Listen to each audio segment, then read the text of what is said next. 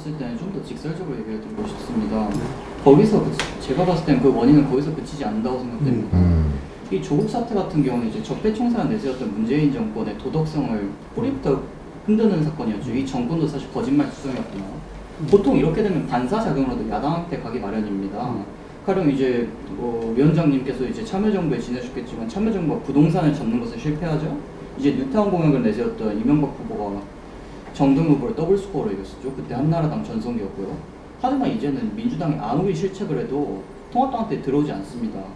통합당한테 어떤 도덕적인 결함이 있었는지 저는 알리려겠습니다. 바로 탄핵 사태 이후에 통합당의 이미지는 나락으로 떨어졌습니다. 제가 봤을 때는 모든 사람들이 이제 헌법재판소에서 엄밀히 판결을 난사하는 거 불복하는 이미지가 너무 강해서 아니면 불복하지 않더라도 이에 대해 명확한 입장을 내놓지 않아서 이렇게 됐다라고 분석하는 주위 사람들이 많았습니다. 어떻게 생각하십니까? 네, 난 결국 우리 당이요 한순간에 우리가 아픔을 겪어야 되거든. 사실 대통령이 탄핵이 됐는데 그러면서 그 어떤 그 공정의 문제나 정의의 문제가 굉장히 그 정면으로 대두됐지 않습니까? 네. 됐으면은 또 그다음에 특히 또 조국 사태가 터졌잖아요. 어떻게 해줘야 되는가? 우리가 정의의 문제나 그다음에 공정의 문제를 우리가 가져가야 돼요. 가져가려면 어떻게 해야 되는가 하면은 우리 당 안에서 공정하지 못하고 정의롭지 못한 부분이 있으면 그 잘라내야 돼요.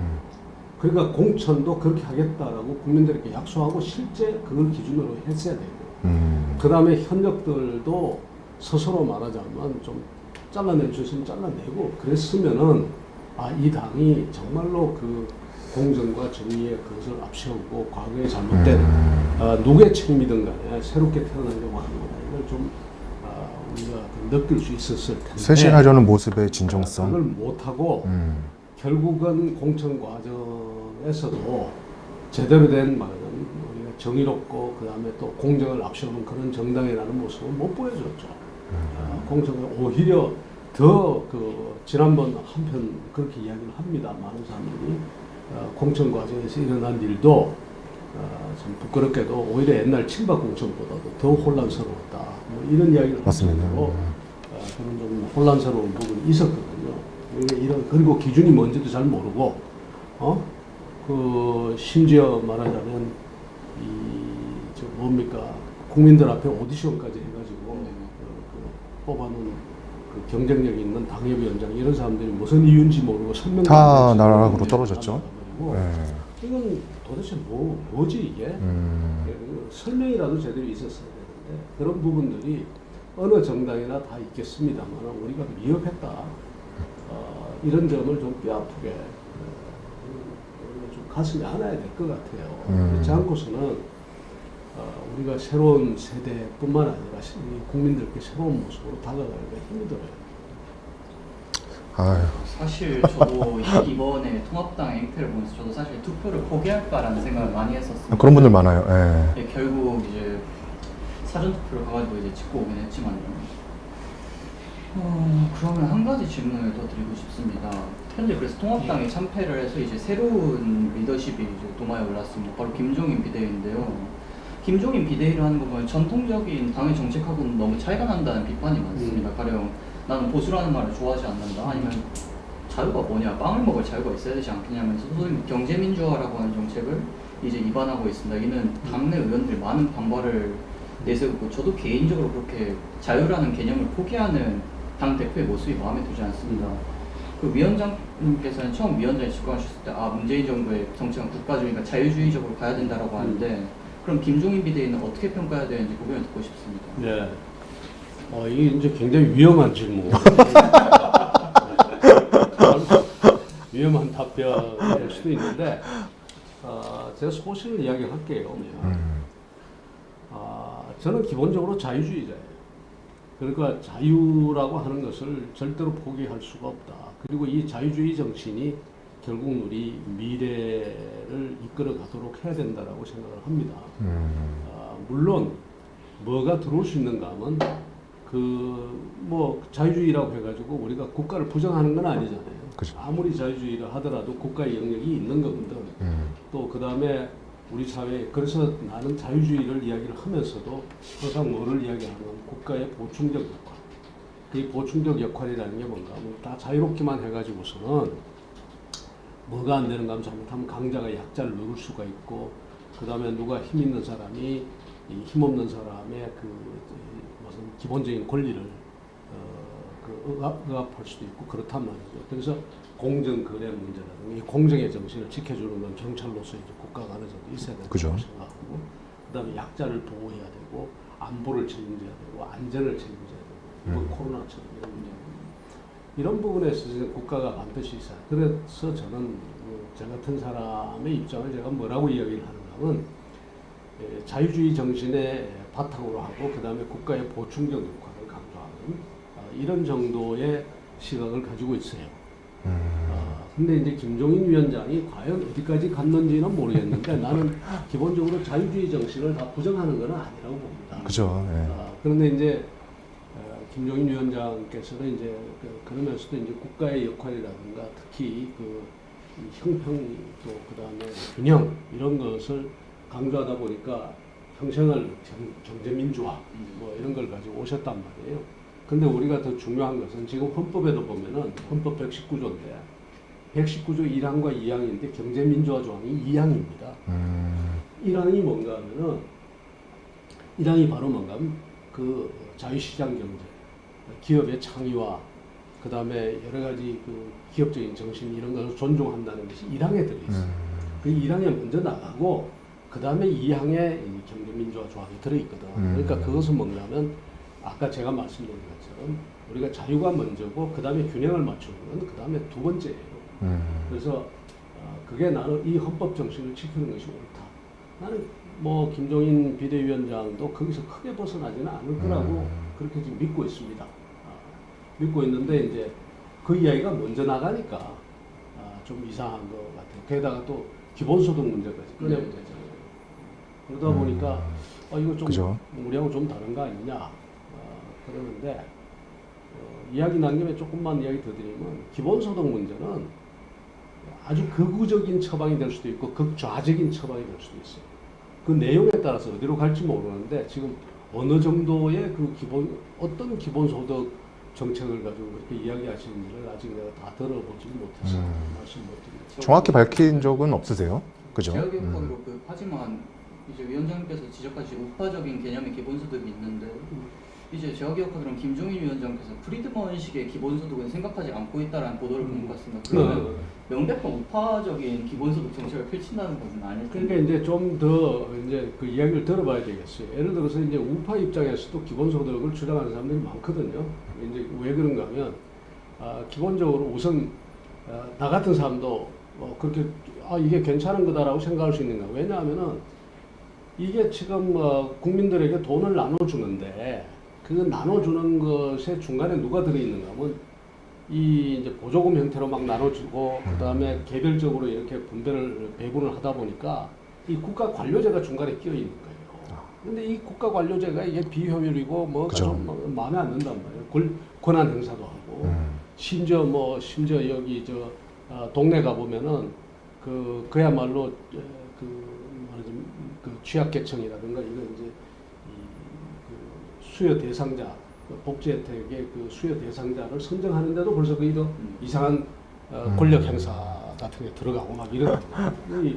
그럴 바에야 아예 그 관료제 중간에 있는 거 싹 없애버리고 그냥 돈 간단하게 나눠주고 그죠. 똑같이 나눠주고 당신들이 알아서 해라.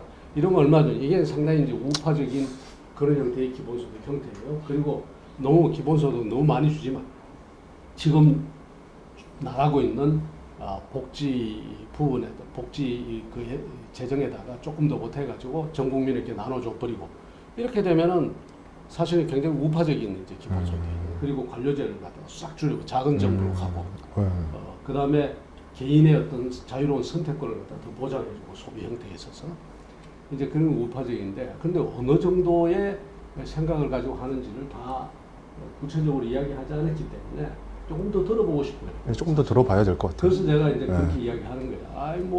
김종인 위원장 기본소득 이야기를 했는데 내가 신기루 같다. 왜 신기루 같은가?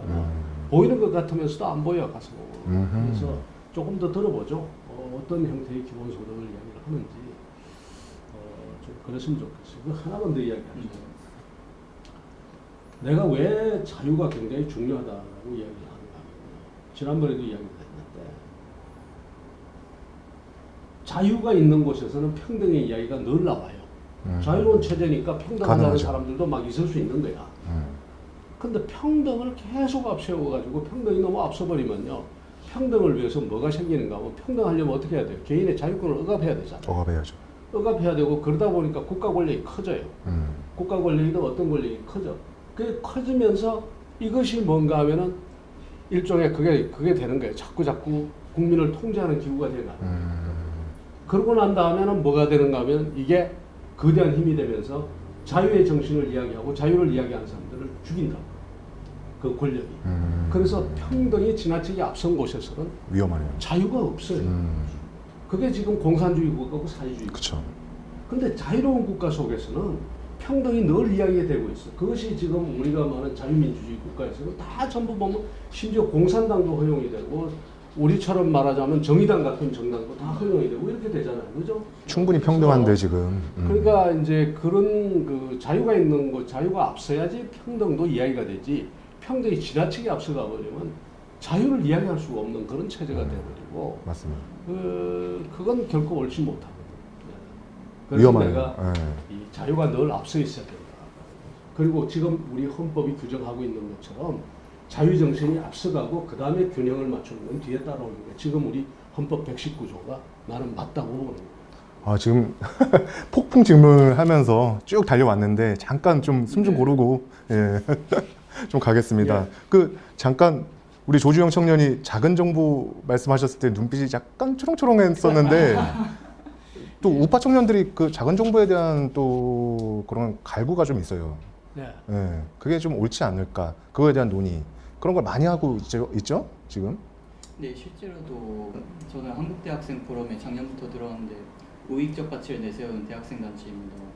저희 대학생들도 이렇게 작은 정부를 내세우고 있는데 정치권은 은근히 관심이 없다는 생각을 조금 생각보다 많이 받았습니다. 그래서 가령 이제 복지 정책과 관련해서 이번에 재난 기본소득을 보면서 저는 기존 정치권이 자유라는 개념을 제대로 파악하지 못하고 있는 걸 느꼈는데 황교안 대표가 뭐 이제 선거에 참패해서 물러난 분이십니다만은 이제 50만 원을 뿌리자고 총선 직전 얘기를 했습니다. 그게 무슨 근본 없는 정책입니까 그게? 그동안 우파라는 사람들이 저희 우파 청년들의 눈에 보기에는 좌파가 정말 100을 주자고 하면 50을 맞아요. 100은 너무 많으니 50을 주자 아니면 그러면 우리가 400 주자고 해버리면 판이 맞아요. 엎어지지 않겠느냐. 그런데 지금 400을 하면 판이 엎어지는 그냥 400을 그래 400 좋다라고 해버립니다. 100을 주는 게 잘못됐다는 얘기는 기존 정치권에서 한 번도 들은 적이 없었습니다. 이 점이 되게 저는 실망스러웠다고 할 수 있습니다. 네. 우리가요, 앞서도 이야기를 했지만 정말 국가가 보호해야 될 영역, 그 다음에 국가가 어느 정도 그 내수 기반이라든가 소비 기반을 진작시켜야 되는 그런 부분이 분명히 있거든요.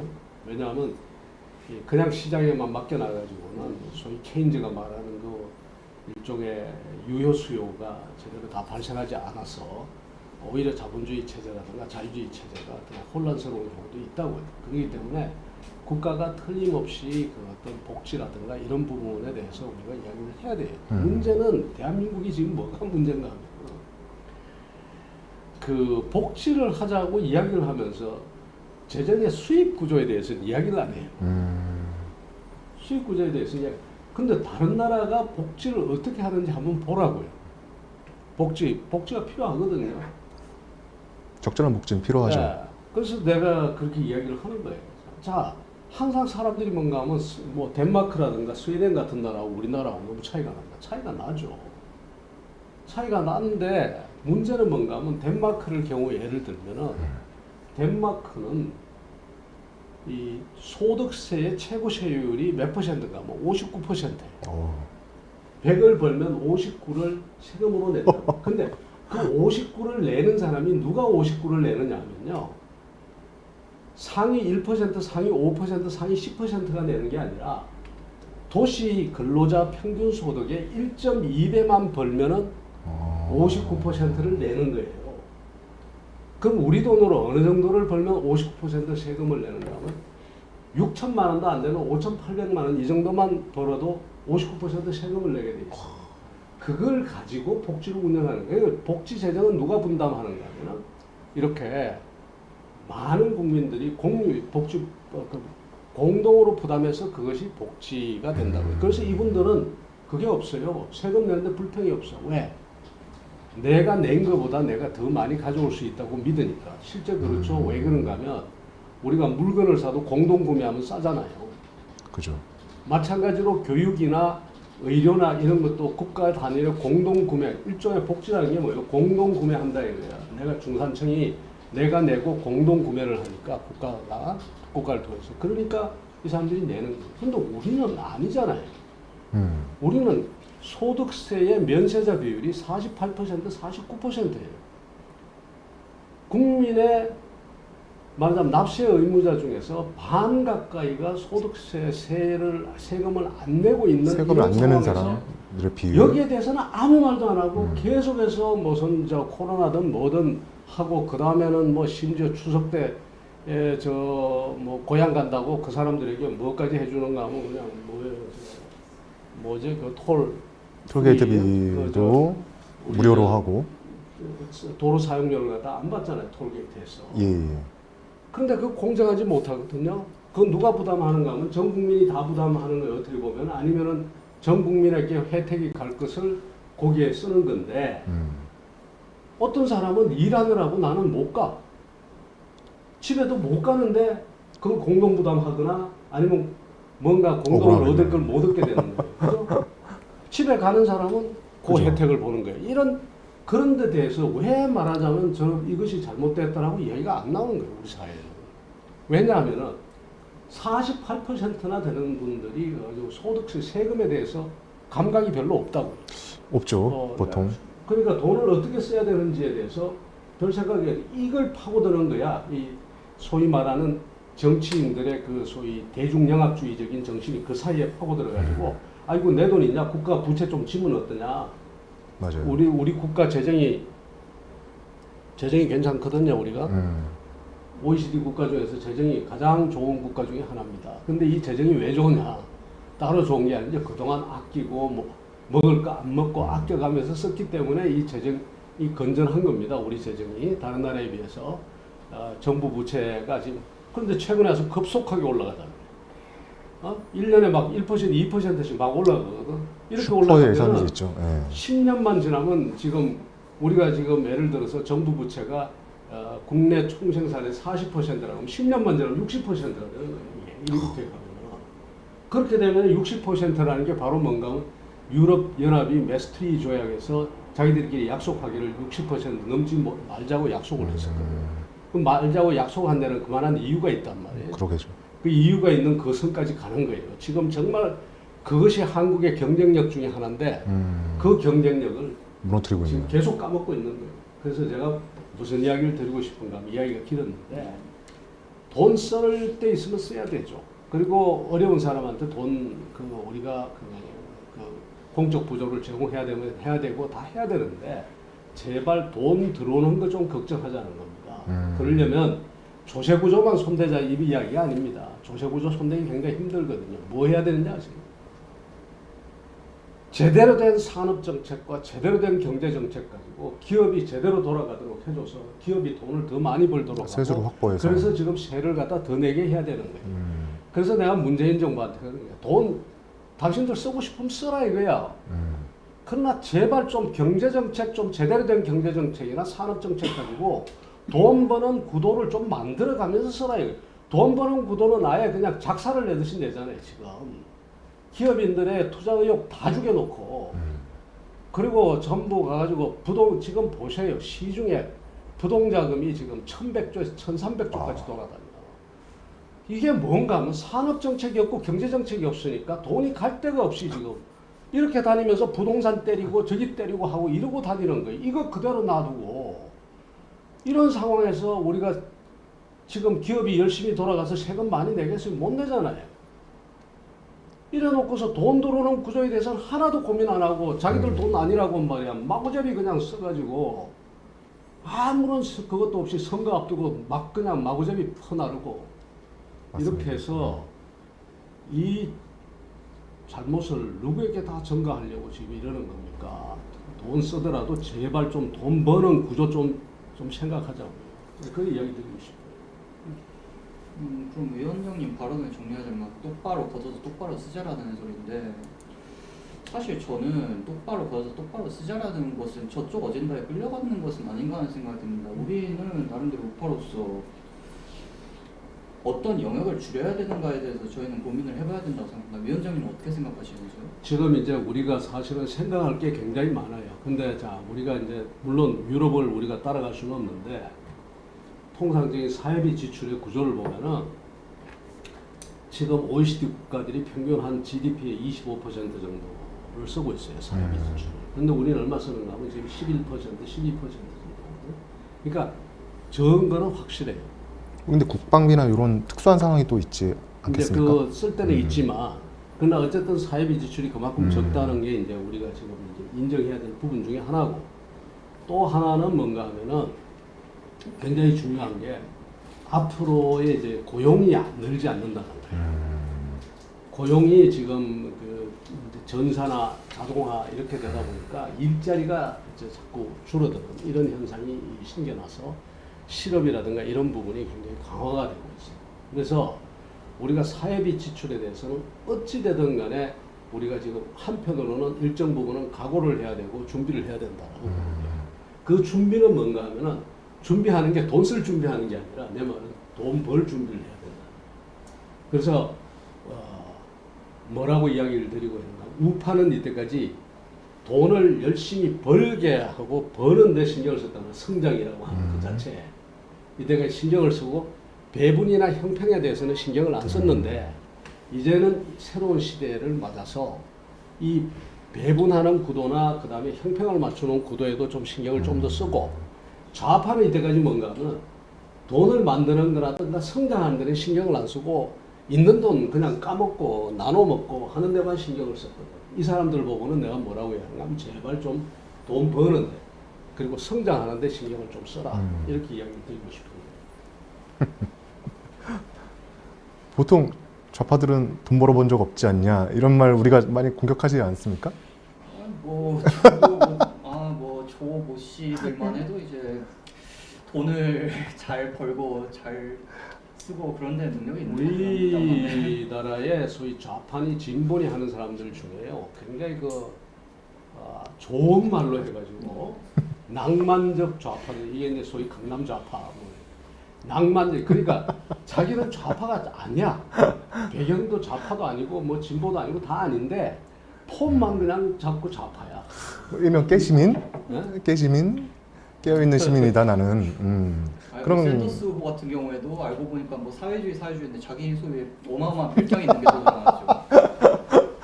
그래서 아이고. 그런 부분에서 이제 어떻게 보면 굉장히 아픈 이야기 한번 드릴까요?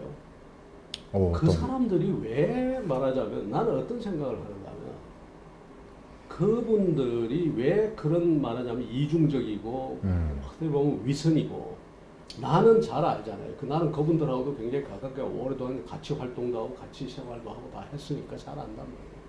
근데 보면 그 위선 덩어리들이 많아요. 안에. 그런데 그게 왜 안 보이고 또 거기에 대해서 국민들이 왜 거기에 대해서 심판을 하겠다고 덤비지 않는가? 궁금해요. 아까 이야기한 것처럼 이 우파의 잘못이에요. 우파의 잘못이라기보다 그러니까 상대 쪽이 잘못이에요. 이쪽이 그 어떤 정확한 아까 제가 말씀드린 정의롭은 거라든가 공정하다는 거 이런 가치들을 제대로 못 보여주고 오히려 더 부패한 집단 비슷하게 찾고 있는 거예요. 그리고 그것을 저 사람들은 또 잘 이용했단 말이에요. 우리 못 당해요. 그럼 못 당한다는 이야기가 뭔가 하면 내가 당에 선거 전에도 당에 있는 분들한테 그렇게 이야기를 했어요. 절대로 말하자면 긍정적으로 생각하지 마라. 또 낙관적으로 생각하지 마라. 조국 사태조차도 저 사람들은 뒤집어서 그것이 자기들 유리한 방향으로 바꿔놓거든. 그런 데 있어서 굉장히 앞서 있거든요. 응? 앞서 있다고. 그런데 그런 데 대한 준비. 왜냐하면은 또 하나 이제 이야기 드리고 싶은 게 뭔가는 저분들은 늘 외곽에서부터 이렇게 쳐 올라온 사람들이에요. 그리고 밑에서부터. 보세요. 민주화 투쟁 뭐 이런 과정에서도 전부 외곽에서부터 다 실제 정당 안에서 국회 내에서 이루어지는 일은 별거 아니었어요. 옛날에도. 옛날 권위주의 시대 때 보면은 뭐 그 민한당 이런 당들도 원내에서 있고 그랬지만 실질적으로 많은 사람들이 심지어 정치검지당에서 정치도 못하고 이렇게 있었지만 다 원외에서 그 바깥에서 사회운동이라든가 이런 걸 통해 가지고 다 자기 셔를 뭐 민추협이라든가 이렇게 해서 올라왔잖아요. 그죠. 그러니까 그 어떤 그 싸움하고 그 다음에 이 프로파간다하고 이런 것을 거의 생활화한 사람. 근데 보수 정당은 늘 어떤가 하면 갑자기 어떤 사람이 나타나. 어떤 그쵸. 사람이 무슨 뭐 군사 정변을 일으키든 뭐든 해 나타나. 아니면 뭐 제3당 합당을 해서 누가 나타나든가 나타나요. 나타나면 그 사람 중심으로 해서 이렇게 나눠주는 구도야. 그러니까 늘 받기만 했어. 그러다 보니까 이 그런 부분에 약한 거예요. 전략, 전술이라든가 그 다음에 이게 정치에서 필요한 거거든요. 필요하죠. 예. 이런 부분에서 너무 약한 거예요. 그래서 잘해야 되는데 우리가 잘 못했어요. 지난번에 정말 우리 스스로를 관리를 잘 못했어요. 뭐 질문하기 전에 또 제가 그 서서울 청년단이라고 또 우리 또 서울 서북부 쪽에 있는 이제 청년 단체입니다.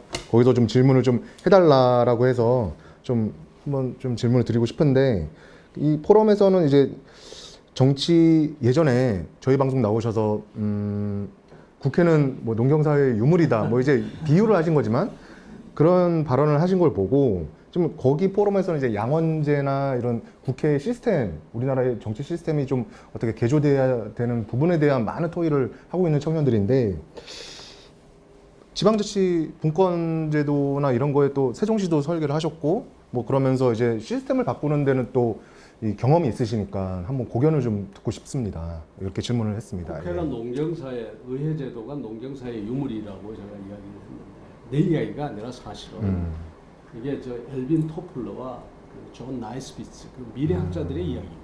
그 사람들이 이미 1980년대에 그 제3의 물결이나 메가트렌드 책을 쓰면서 그 책에서 의회제도는 이미 농경사회의 유물이다. 이건 앞으로 적응하기가 힘들 것이다 했는데 다른 나라는 그나마 이제 시스템을 많이 바꿔가지고 적응을 해나가지고 그 중에 하나가 이제 이 권한을 내려주는 거예요. 권한을 수직적으로 내려주거나 아니면 수평적으로 나누거나. 수평적으로 나눈다는 건 지난번에 이야기했던 것처럼 국회가 다 쥐고 있는 것이 아니라 노사정위원회라든가 그 다음에 또 전문적인 것은 우주항공위원회 같은 이런 것들 그런 데다 맡겨서 그쪽서 토론을 1년 내내 하고 결론을 내려오면 국회는 그냥 그 통과시켜요. 우리나라처럼 우리는 지금 그런 시스템이 아니고 막 시골 면장이 해야 될 것까지도 자기가 다 하겠다고 하던 미국 국회의원들이 그러다 보니까 산더미처럼 쌓이는 거예요. 사실은 시장 군수가 하고 지방의회가 할 것은 지방의회에 주고 이렇게 해야 되거든요. 그런데 이제 우리는 안 주죠. 안 주고 중앙 집권화된 구조로 그냥 놔두고 전부 내가 다 하겠다. 응? 내가 다 하겠다 그러면서 지방자치 이야기하고 나 지방에 그런 능력이 없고 또 지방자치 봐라 지금 시장 군수고 뭐 지방의회고 엉망 아니냐. 맞아요. 이제 이렇게 이야기를 하는 거예요. 근데 엉망인데 사실 엉망인 부분이 있어요. 그 다음에 또 그게 제대로 의회가 제대로 안 돌아가는 그런 부분도 굉장히 많아요 지방의회가. 근데 이제 두 가지 이야기 드릴 수가 있는데 하나는 그러면 국회는 잘 돌아가나? 이제 이거 국회의원들은 다 괜찮은 사람들이고 다 훌륭한 사람들이야. 이제 이거 하나 그렇게 질문할 수 있고. 그러니까 중앙 정부도 문제가 많다는 거예요. 지방 정부도 문제가 많지만. 그다음에 또 하나는 우리가 지방자치를 제대로 된 지방자치를 해본 적이 없어요 아직. 지방자치 디자인을 누가 했습니까? 디자인을 중앙정치권에서 했고 중앙행정권에서 했다고. 지금 지방자치는요. 우리나라 지방자치가 얼마나 엉망인지 하나 조금 많이 나아지고 있습니다만 한번 이야기 드릴까요? 91년 선거, 95년 선거할 때 어떻게 했는지 아세요? 단체장 선거하고 기초의원 선거를 같이 했거든. 같이 하면서 기초의원 선거에는 정당 공천을 안 했어요. 정당 공천을 안 하고 그냥 했거든. 가나다라로 했단 말이에요. 가나다라로 했거든. 자, 누가 당선될까요? 기초의원. 선거하면 공약인가요? 선거하면 누가 찍을까요? 전부 가 아니면 그죠. 가 아니면 나를 찍죠. 그러니까 뭔가는 지방의원 선거를 하는데 지방의원 선거를 한 게 아니라 뭔지 아세요? 이미 어디서 끝나버린가 하면은 그거 번호 정할 때 가나다라 그거 정할 때 심지 뽑기를 했거든. 심지 뽑을 때 가 뽑은 사람은 가만히 있어 그냥 돼. 다라는 아무리 훌륭한 사람도 안 되는 거야. 이런 것을 지방자치라고 한 나라예요. 아이고. 이 디자인을 모르고 했다고요? 다 알고도 그래요. 심지어 하나 더 이야기할까요? 92년부터 우리가 교육감 선거를 했는데 교육감 선거 제일 처음에 간선이었거든요. 92년에 할 때. 교육감 선거를 할 때 어떻게 했는가 하면 기초의회에서 2명을 뽑아요. 그리고 시의회에 보내. 그러면 시의회에 보내면 시의회에서 그 2사람 중에 1사람을 뽑았어요. 그래서 서울시는 구마다 2사람씩 구에서 2사람을 보내면 시에서 그 중에 1사람씩 해가지고 그럼 25개 구니까 25명의 교육위원이 이제 나오는 거예요. 25명의 교육위원이 나와가지고 뭘 하라고 어떻게 뽑으라고 하는가 하면 그거 보고 뽑는 거예요. 호선을 하라는 거예요. 소위 교황 선출식 투표를 하라는 거야. 그러니까 과반수 얻는 사람이 나올 때까지 계속 투표를 해보라는 거예요. 응? 그래서 과반수 얻는 사람이 나오면 그 사람이 돼. 자, 몇 표 얻으면 되죠? 서울시에 25명이니까 몇 표 얻으면 당선입니까? 13표잖아. 네. 그러면 나는 내거 1표예요 우선.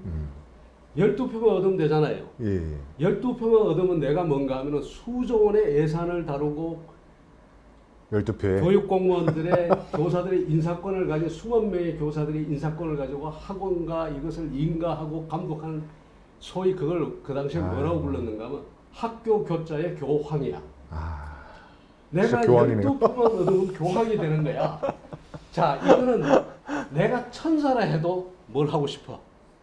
무슨 짓을 하더라도 12표를 내가 얻어보고 싶은 거예요. 선거가 타락할 수밖에 없잖아요. 자, 서울시는 25명이야 그나마. 다른 데는 몇 명인가 하면 충북이고 제주가 7명이거든. 아이고. 내 표 빼놓고 몇 표만 얻으면 돼. 3표만 얻으면 교육감이 되는 거야. 이런 제도를 만들어 놓고 이걸 웃기에도 지방자치라고, 씁쓸하네요. 지금도 마찬가지죠. 지금도 지방의회 의원과 그 다음에 지방자치단체장 후보를 호남과 영남 같은 데서는 특정 정당이 지명만 하면은 당선되잖아요. 그죠. 옛날에 대통령이 임명하던 것을 지금 국회의원이나 이런 사람들이 임명한다는 그 구조만 달라졌지 임명제에서 달라진 게 뭐가 있냐고요. 이런 지방자치를 하면서 이걸 지방자치라고 지방자치에는 권한 못 줘. 뭐 이따위 소리 한단 말이에요. 이게 아니고 제대로 된 지방분권 지방자치하고 해서 실질적으로 국회의 권능을 이렇게 나누도록 그렇게 해야지 국회도 살고 우리 지역사회도 살고 우리 국가도 삽니다. 반드시 정치 계속 하시면서 바꿔주시기를 간절하게 좀 부탁드리겠습니다. 예.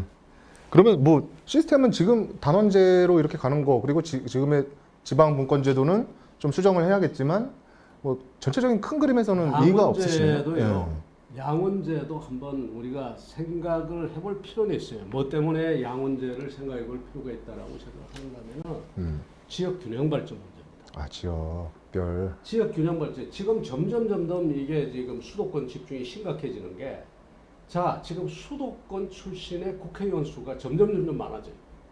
엄청 많죠. 엄청나게 많아지고 있어요. 그 다음에 행정관료도 옛날에는 우리가 어릴 때는 시골에서 자라가지고 뭐 고시가 되든 공무원이 되든 서울에 와서 공무원 하는 사람들이 많았다고. 지금은 수도권 인구가 많아지다 보니까 공무원도 아예 지방에서 한번 자라나지도 않고 학교도 안 다녀본 사람들이 중앙공무원이 된 경우가 굉장히 많아요. 도대체 지방이 어떤지를 알지도 못하는 사람들이 너무 많은 거예요. 중앙공무원이 지금. 옛날에는 안 그랬단 말이에요. 옛날에는 다 시골에서 올라오는 사람들이 공무원을 많이 했거든. 지금 이제 수도권 인구가 많다 보니까 전부 수도권에서 다 되는 거예요. 그 다음에 국회의원 수도 인구 비례를 존중하다 보니까 우리가 수도권이 국회의원 수가 훨씬 많은 거예요.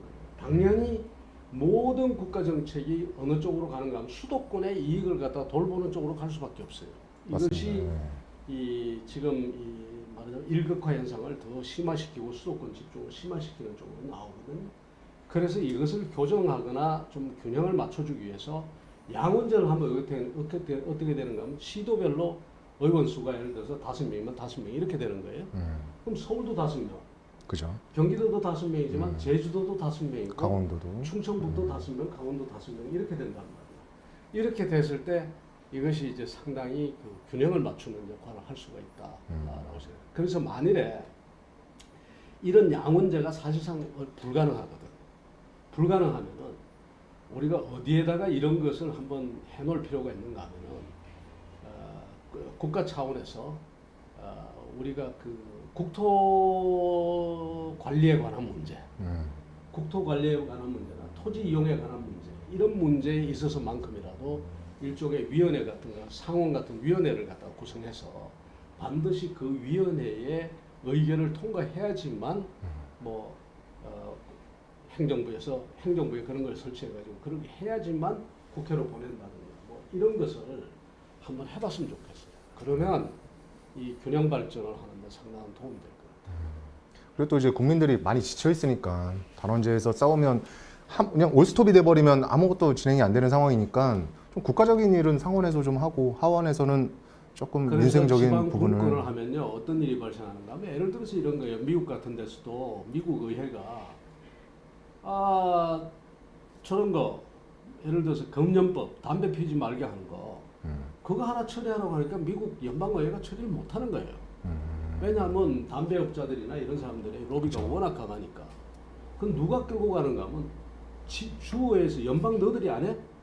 연방에서 안 하니까 주의회가 주 단위로 자기들이 우리 주에서는 이러이러한 장소에서는 담배 못 피운다. 금연법을 만들어. 그 옆에 정부도 저쪽 주에서 했는데 우리 주는 왜 안 해? 우리 주도 한다. 나중에 이 주 저주가 먼저만 이렇게 해서 사실은 금연법이 일반화되거든요. 그러다가 나중에 연방으로 가고 이렇게 돼. 그런 경우들이 굉장히 많거든. 그래서 우리가 일종의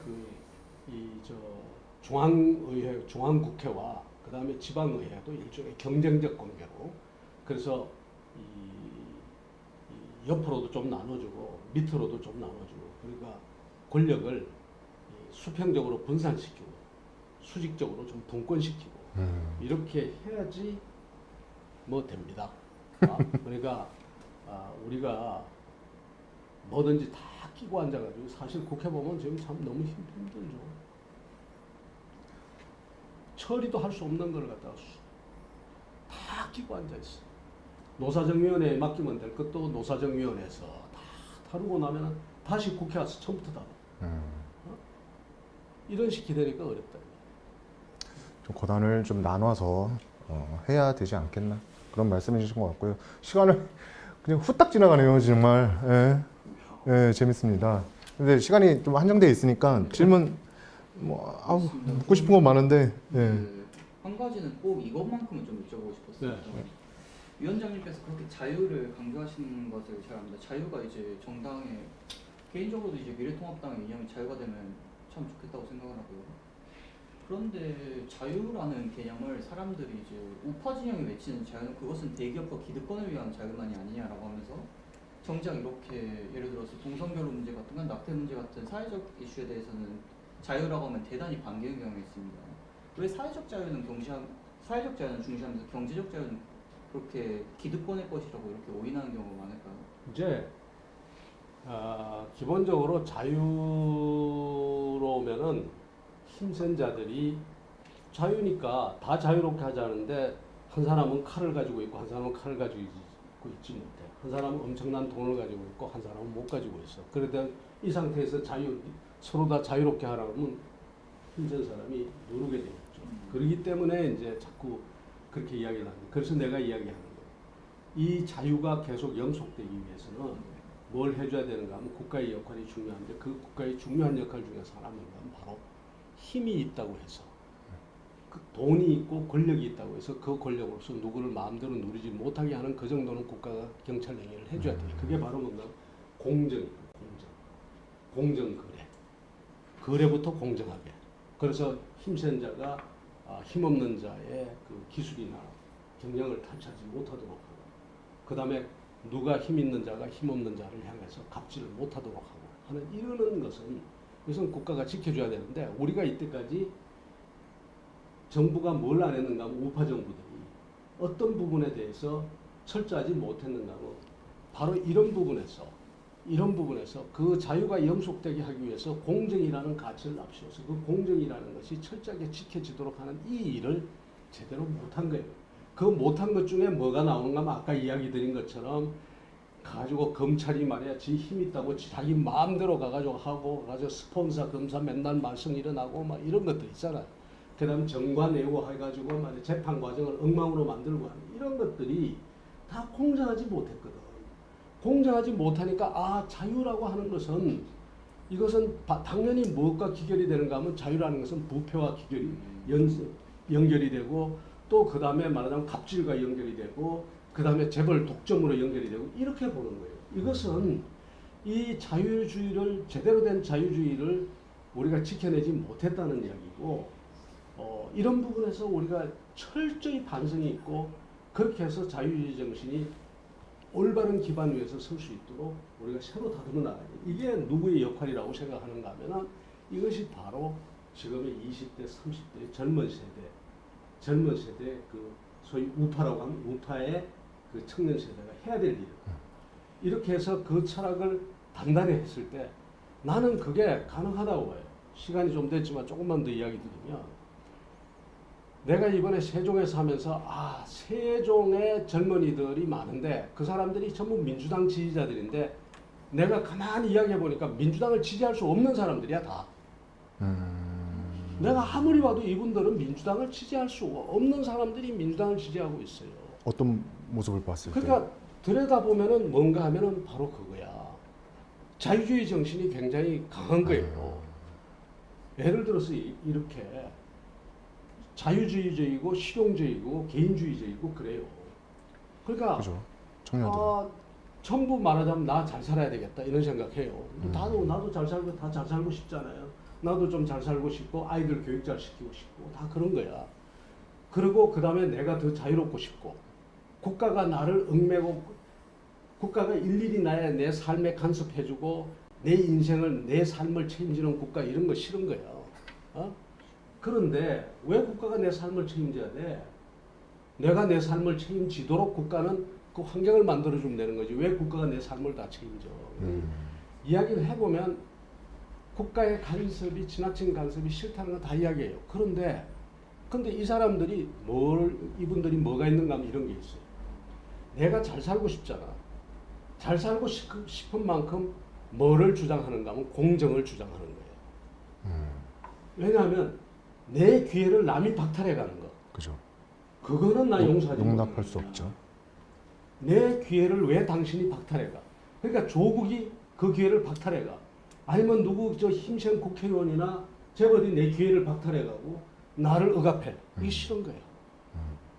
그래서 다들 개인주의적인 성향이 강하고 실용주의적인 성향이 강한 만큼, 또 자유주의 정신이 강한 만큼 공정의 가치를 굉장히 중시하고 있어요. 이런 부분을 대한민국의 우파 정당들이 깨닫지를 못한 거예요. 깨닫지 못하고 그냥 말로만 자유, 말로만 공정 이야기를 했단 말이에요. 그리고는 그 자유라는 이름 말에 뭐를 갖다가 그냥 방치를 했는가 하면 불공정한 거래라든가 재벌의 독점이라든가 그 다음에 이런 갑질이라든가 이런 것을 방관하고 그 국가 권력을 행사하는 검찰을 포함한 여러 기관들이 정관 예우를 하고 이런 부분에 대해서 나를 세우지 못했던 이런 부분에 대해서 철저하게 반성하고 새롭게 만들어야 되는데, 그래서 제가 하는 거는 아무런 이해관계 없는 이 청년, 왜 내가 청년이라고 이야기를 하는가 하면 청년은 지금 이해관계가 별로 없잖아요. 없죠. 그리고 죄진 게 별로 없기 때문에 막 가가지고 당당하죠. 당당할 수 있죠. 이야기를 하는데 우리 같은 사람만 해도 좋은 게 막 이야기하다 보면 옛날에 내 잘못한 것도 막 나온다고. 당신은 말이야 그렇게 살아놓고서는 이렇게 이야기해 이런 게 나오잖아요. 이 청년들은 아니거든 지금. 그래서 청년들이 이 자기 소리를 좀 낼 수 있어야지. 소리를 내고 그다음에 해야 돼요. 사회 변화의 그 축들을 누가 만들었는가 보세요. 미국의 그 미국 민주주의의 기초를 다졌던 그런 것도 60년대의 청년 운동들이고, 일본의 그 지금 오늘날의 일본을 하는데 그 기절 같은 흔들었던 세대도 명치유신의 주역들이 다 20대, 30대 초반의 청년들이었고, 프랑스 혁명도 마찬가지로 다 청년들이었고 그렇단 말이에요. 그래서 우리 사회에도 그 청년들의 역할이 엄청나게 중요한 지금 시점이다 지금. 청년 정신이 좀 필요한 것 같습니다. 근데 청년들이 문제는 좀 바빠요. 아, 맞습니다. 대단히 바빠요. 오늘도 오고 싶어하는 청년들이 많은데 또 시간대가 또 다 일하고 열심히 일하는 청년들이어서 바빠요. 그래서 저 같은 사람 뭘 고민하는가 하면 그 바쁜 속에서도 어떤 운동을 만들어낼 수 있는 그 메커니즘이 어떤 것이 있을까 이걸 고민하고 있습니다. 마지막으로 그럼 한 가지 질문. 그럼 마지막으로 네, 마지막으로 하나 예. 드리겠습니다. 이 채널 판이라고 하던가 여기서 다문화를 컨텐츠로 다루기도 한다고. 아, 저희 예, 맞습니다. 그거에서 추가해서 마지막 질문 좀 드리고 싶습니다. 음. 예전에 이자스민이 지금 정의당으로 가버렸지만요. 이제 새누리당에 있었을 때 BBC에서 이런 기사를 본 적이 있었습니다. 앞으로 그러면 이제 보수 정당 치고 되게 놀라운 변화다. 다문화를 영입했다. 앞으로 그러면 한 20-30년 후에 이제 동성애자 국회의원도 나오지 않을까 라는 생각이 드는데, 실제로 외국에 보면 동성애자인데 보수 우파로 인정받는 사람들이 많습니다. 가령 저기 더글러스 머피 같은 경우에는 그 영국의 40대 소설가인데 되게 다문화주의가 이제 유럽의 가치관을 훼손한다고 되게 극우 성향이 강합니다. 하지만 그 사람은 커밍아웃한 케이죠. 피터 틸 같은 경우도 이제 페이팔 창업주의인데 열렬한 트럼프 지지자라 해가지고 현재, 하지만 이제 보수 정당 같은 경우에는 차별금지법을 반대하는 근거가 좀 기독교적인 그런 가치 또는 사회를 분열시킨다는 것 때문에 어떻게 보면 동성애자들한테 그렇게 프렌들리한 정당은 아니라고 생각합니다. 이런 환경에서 그럼 과연 보수 우파적 가치관을 가진 동성애자에 나타난다면 미래통합당은 포용할 수 있을까요? 우리가 이자스민을 포용하지 못한 것도 어떻게 보면 그 사람이 다문화인 것 때문에 너희 나라로 돌아가라라는 그것 때문에 이자스민 놓친 거라고 생각해요. 왜냐하면 이자스민이 찬성한 법안을 보면 노동위원회라고 해가지고 좌파진에서 엄청나게 욕을 했습니다. 너 이주민이면서 왜 기득권 편드냐고. 그래서 저는 이제 지금 상황을 봤을 땐 이자스민처럼 다문화인데 이렇게 보수적 가치를 지닌 사람을 놓쳤듯이 동성애자인데 보수적 가치를 가진 사람을 놓치지 않을까 걱정이 됩니다. 어떻게 생각하시는지요? 예, 뭐라 그럴까, 다문화에 대해서는 길게 이야기할 게 없을 것 같아요. 우리가 다 정말로 우리 사회의 틀 속에서 다 녹여야 됩니다. 어차피 지금 우리도 지금 얼마나 많은 우리 그 민족이 지금 밖에 나가서 외국서 지금 생활을 하고 있습니까? 단순히 생활을 할 뿐만 아니라 그 사회에 아주 지도적인 그런 위치에까지 올라가기도 하고 다 하지 않습니까? 이제는 그런 점에서 우리가 그 다문화에 있어서는 정말 열린 그런 생각을 해야 되겠다라고 저는 그렇게 보고 있고요. 동성애 문제는 정말 그 발언하기가 굉장히 위험합니다. 막론하고 위험한 이제 그런 주제인데, 최소한 이런 거 말이죠. 생물학적으로 원천적으로 문제가 있다라는 표현이 좀 이상하지만 원천적으로 개인의 그 고통이 따르는 사람들이 상당히 있어요. 저도 그런 그런 분을 본 적이 있어요. 태어났을 때부터 그런 게 있는데, 그런 부분에 대해서만큼은 우리가 그 고통은 어떤 형태로든 좀 인정을, 그것을 우리가 다 받아서 법적으로 다 처리를 해주고 안 해주고의 문제는 뒤로 하고서라도 그 개인적으로 앓는 그 고통, 그것도 자기 잘못이 아닌 생태적으로 이렇게 이제 안고 있는 이런 분들의 그 고통은 우리가 한 번쯤은 같이 한번 돌아볼 필요는 있다, 이런 생각을 가지고 있습니다. 뭐 제 마지막 질문하면서 좀 마무리를 좀 해보도록 하겠습니다. 다시 정치 얘기로 좀 돌아가는데요. 얼마 전에 기사에 황교안 전 대표가 올해는 좀 정치를 쉬겠다라고 좀 말씀을 하셨어요.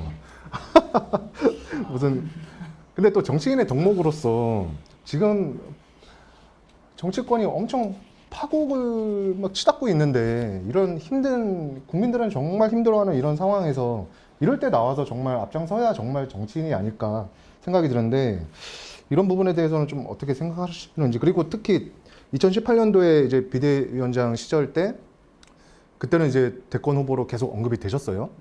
근데 그때는 아니다라고 말씀을 하셔서 그때는 이제 뭐 당대표나 이렇게 출마를 하시지 않으셨는데 어떻게 지금은 좀 생각의 변화가 좀 있으신지 뭐 그렇게 두 가지 한번 여쭤보면서 좀 마무리하고 싶습니다. 예. 사실은 이제 지금이 우리 지금 당 안팎에서 대권 후보가 누구다. 그다음에 또 이런 이야기가 나올 때마다 제가 좀 불편해요. 왜 불편한가 하면 지금 뭐 대권 후보 찾을 때가 아니거든. 대권 후보 찾을 때가 아니라 우리가 정말로 반성하고 또 그다음에 뭔가 새롭게 일으켜야 될 때. 왜 우리가 말하자면 집이 지금 잘못됐는데 집을 수리할 생각을 지금 해야 되는데 안방에 누가 들어갈 건가 그거 가지고 지금 계속 논쟁을 하고 있는 거예요. 이게 이러니까 국민들이 지금 그리고 뭐 무슨 지금이 아주 대단한 기회인 것처럼 막 차고 나가지고 지금이야말로 떠야 된다 그렇죠. 뭐 이거 아니라고 저는 생각하거든요. 아직 그거는 내년 봄 돼서 이야기해도 되고 자기가 정치 행위를 하다 보면은 자연스럽게 대권 주자가 되고 한단 말이에요. 그래서 지금은 오히려 지금 당을 바로 세우고 그 다음에 이것을 어떻게 체질 개선을 해서 바로 세울 것인가 여기에 우리가 이제 지혜를 모을 때고 또 힘을 모을 때라고 생각이 돼요. 근데 이제 그럼에도 불구하고 계속 질문을 받아요. 저는. 그죠. 심지어 얼마 전에 내가 어떤 기자를 만나니까 경선에 출마하겠냐. 그래서 내가 출마 못할 것 없다고 그랬어요. 출마 못할 것 없고 예. 그 다음에 출마할 수 있고 다 있는데 지금 그 이야기 할 때가 아니지 않냐. 지금은 그 맞습니다. 이야기 할 때가 아니라 지금은 반성하고 그 다음에 우리가 새롭게 세우고 이런 모습을 국민들에게 보여줘야지. 국민들이 질리는 거예요. 뭘 바꿨다고 지금 선거가 이 선거 참패한 지 얼마 됐다고 지금부터 뭉치자 국민들은 뭐를 지금 묻고 있는가 하면은 당신들이 심판자로서 우리가 문재인 정부를 심판한다고 하니까 국민들이 물었거든. 당신들 심판자로서의 자격이 있어? 라고 지금 물었단 말이에요. 그러면 심판자로서의 자격이 있는지 없는지를 우리가 보여줘야 돼. 그게 먼저야. 그 다음에 또 국민들이 뭐라고 이야기를 하는가 하면 지금 당신들이 이 국가를 책임질 수 있어? 당신들이 이기면은 이 국가 제대로 이끌어갈 수 있어? 라고 묻고 있는 거예요. 그러면 거기에 대해서 이끌어갈 수 있어. 이런 생각과 이런 일을 하면서 우리가 국가를 끌고 갈 거야 라고 이야기를 해줘야 돼. 국민들은 심판자의 자격을 묻고 있고 그 다음에 또 한편으로는 뭉쳐서 이겨서 어디로 가겠냐 이야기하는데 매일같이 하는 이야기가 뭉치자 이기자 이거 장사치고는 정말 무지무지하게 못하고 있는 이러니까 당이 안 된다고 하는 거예요. 맞습니다. 이제 좀 그만하세요. 뭉치자 이기자 하지 말고 뭉치고 이기게 되면은 이 국가가 지금 뭐 어떤 상황에 있는지 그 걱정을 먼저 하자고요. 그 다음에 우리 당을 어떻게 지금 이때까지 잘못된 이런 것을 바로잡고 아까 말한 어떻게 이 당의 공정이라는 것의 정신이 자유한국당의 정신이다. 자유정신이 바로 이 자유한국당의 정신이라는 것을 국민들이 알게 할 것인가. 그거 가지고 이야기하고 그 다음에 뭐 후보 이야기는 나중에 해도 늦지 않다. 그렇게 생각이 들고요. 그 다음에 정치 하나만 더 이야기 드릴게요. 정치를 하는데 자꾸 이 미래통합당의 큰 문제 중에 하나가 아까 이야기 드렸죠. 지도자 중심의 정당이 되고 이러다 보니까 원내를 자꾸 생각을 해요. 그렇죠. 원내 정치는 한동안 굉장히 힘들 겁니다. 숫자가 너무 작고 저쪽에 거대 정당한테 끌려가고 매일 얻어맞고 그러다가 갈 거예요. 이럴 때 중요한 것은 원외 정치입니다. 옛날에 지금 야당 내에서 배울 건 배워야 되거든요. 그 사람들이 어떻게 했습니까? 옛날에 그 권위주의 시대 때 이 사람들이 민주화 투쟁할 때 원내 정치 아닙니다. 뭘 가지고 했습니까? 민추협 만들고 뭐 하고 하면서 원외에서 바람을 일으켜서 그것이 결국은 지금 저 사람들의 지금 뿌리를 만들었다고요.